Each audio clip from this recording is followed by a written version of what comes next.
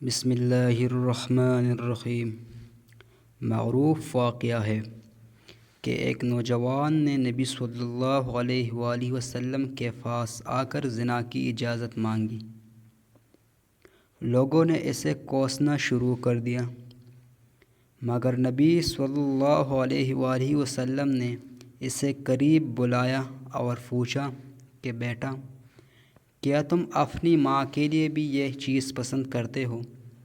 کہنے لگا، نہیں، اللہ کی قسم کبھی نہیں۔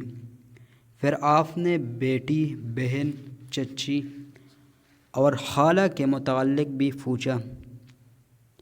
اس کے بعد آپ نے اس کو سینے پر ہاتھ رکھا اور فرمایا، اللہم اغفر ذنبہ وطہر قلبہ وحسن فرجہ، اے اللہ اس کے گناہ بخش دے اور اس کا دل پاک کر دے اور اس کی شرمگاہ کی حفاظت فرما۔ راوی کہتے ہیں کہ اس کے بعد اس نوجوان نے کبھی کسی طرف توجہ بھی نہیں کی۔ مسند احمد 222-11۔ اس حدیث پر چند دن پہلے مدینہ منورہ کے حر دلعزیز شیخ عبدالرزاق البدر نے درس دیا تو خود بھی روئے اور سامعین بھی روئے۔ میرا دل کیا کہ درس کا وہ حصہ آپ کے سامنے بھی رکھوں۔ شیخ کہتے ہیں کہ یہ 3 دعائیں انہیں لکھ لو، انہیں یاد کرو اور ان کا خوب اہتمام کرو کہ اللہ فلاں کو بخش دے اور اس کا دل پاک کر دے اور اس کی شرمگاہ کی حفاظت فرما۔ میں پھر کہتا ہوں، ان کلمات کو اپنے پاس لکھ لو اور یاد کر لو، کیونکہ نوجوان آج کل فتنوں کے دور سے گزر رہے ہیں۔ میرا نہیں خیال کہ یہ جوان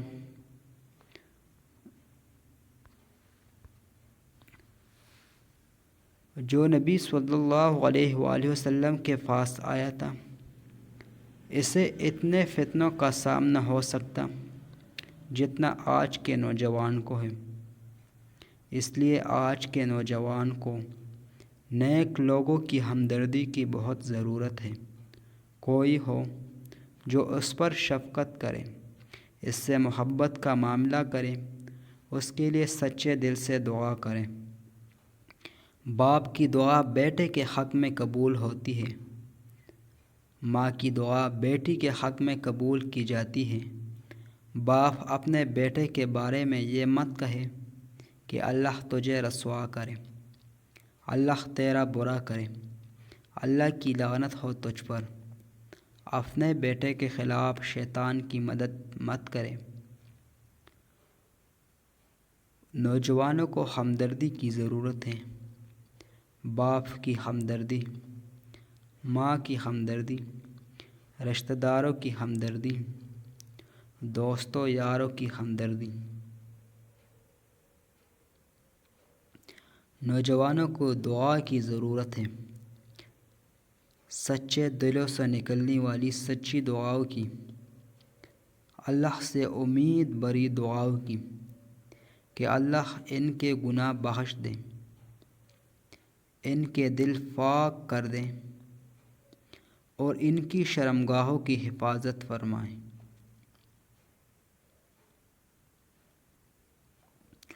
وہ نوجوان بھی جب نبی صلی اللہ علیہ وآلہ وسلم کی مجلس سے اٹھا تو بہترین نصیحت، ہمدردی اور سچی دعا کی بدولت اس کے دل میں کچھ بھی نہیں تھا، سب ختم ہو گیا۔ اس کے دل میں اس گناہ کی معمولی رغبت بھی نہ تھی، ایسا گناہ جس سے دل لٹکے ہی رہتے ہیں۔ اور جس کا فتنہ بہت ہی بڑا ہے، اس کے دل میں کچھ بھی نہ تھا، صرف 3 چیزیں: ہمدردی، اچھی نصیحت اور سچی دعا۔ اور نتیجہ بہت عظیم ہے، بہت ہی عظیم۔ اللہ کی قسم، آج کے نوجوانوں کو ضرورت ہے کہ کوئی ہو جو اس کے ساتھ نرمی برتے، کوئی تو سچے دل سے اس کے لیے دعا کرے، کوئی ہو جو اچھے طریقے سے انہیں نصیحت کرے، انہیں سمجھائے کہ کون ہو، کوئی تو ہو جو ان کے خلاف شیطان کا مددگار نہ بنے۔ شیخ کی یہ باتیں دل سے نکلی ہیں اور دل رکھنے والوں کے لیے نکلی ہیں۔ بھائیو، مجھے لفظوں کے داؤ بیچ نہیں آتے۔ سادہ لفظوں میں میری گزارش ہے کہ خدا کے لیے کسی ایک گنہگار کے خیرخواہ بن جائیے،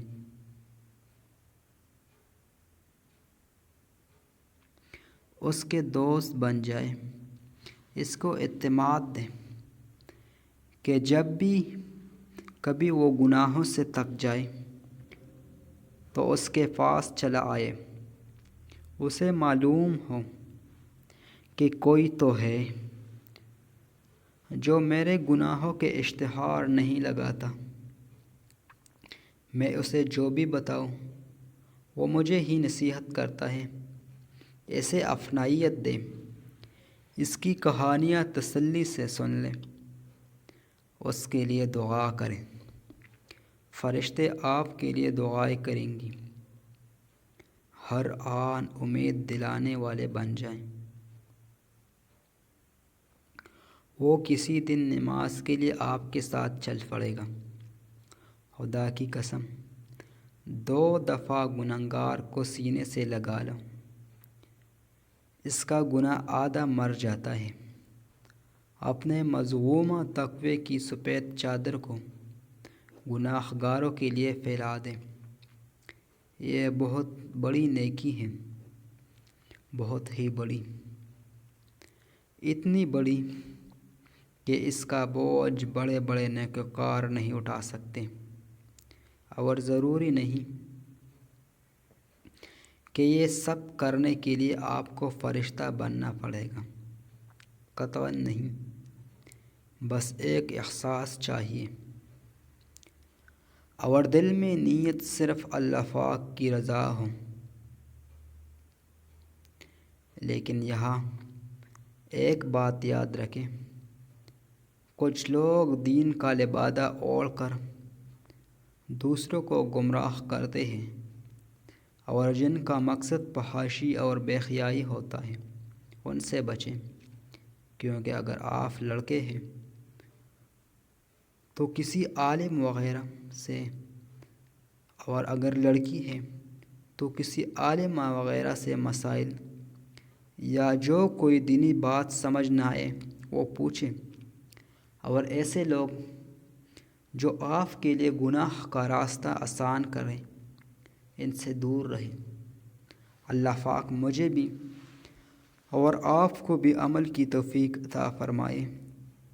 وآخر دعوانا ان الحمدللہ رب العالمین۔ دوستو، جاتے وقت اگر مجھ سے کوئی غلطی کوتاہی ہو گئی ہو تو مہربانی فرما کر اس کو معاف فرمائیں۔ ما علینا الا البلاغ، صدق اللہ العظیم۔